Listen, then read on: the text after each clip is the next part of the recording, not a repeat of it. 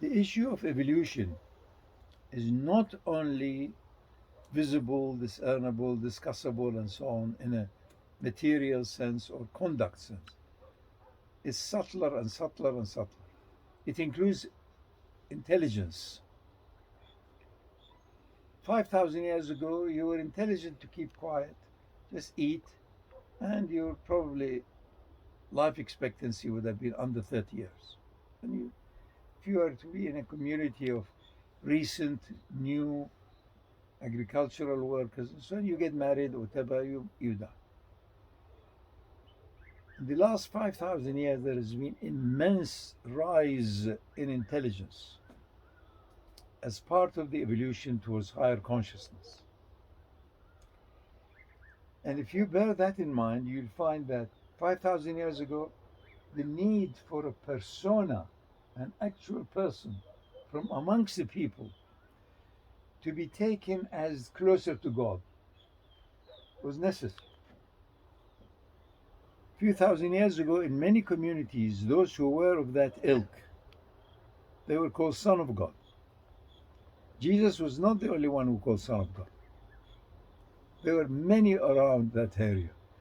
He is of a status of wisdom, touching a higher zone of consciousness, called Son of God. And if you don't have a Son of God accessible to you, or you have met it, you're deficient, you're not ready. So the person was very important. He said that, he showed me, he said, don't do this again, I will never do it, and so on and so on.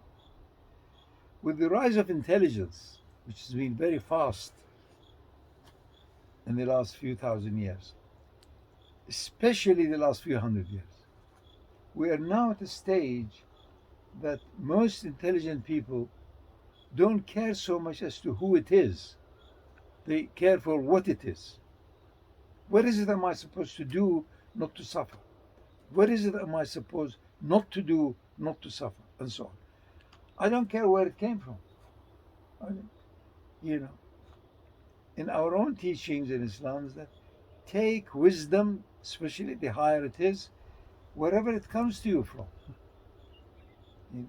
Now, if you're lucky that it comes to you from also a being who's wholesome by it, and that's even better. So a bit of an add-on.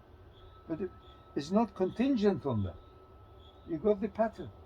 The pattern is that if you don't do this, if you follow the path of well-beingness, mentally, spiritually, physically, chemically, you're well.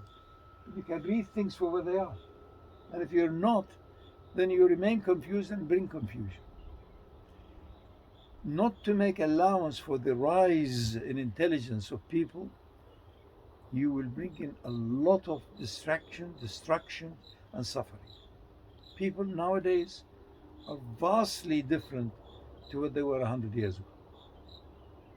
So you must make allowance for that. They pick it up. So let them unravel it. You're not here the main intermediary between them and truth and reality. You may be a bit ahead, you may be a little bit more experienced, you're more fortunate. That should humble you.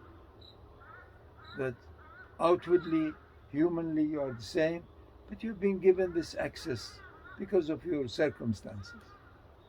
So give generously of that and have no expectations of personal reward. Your reward is having been given that.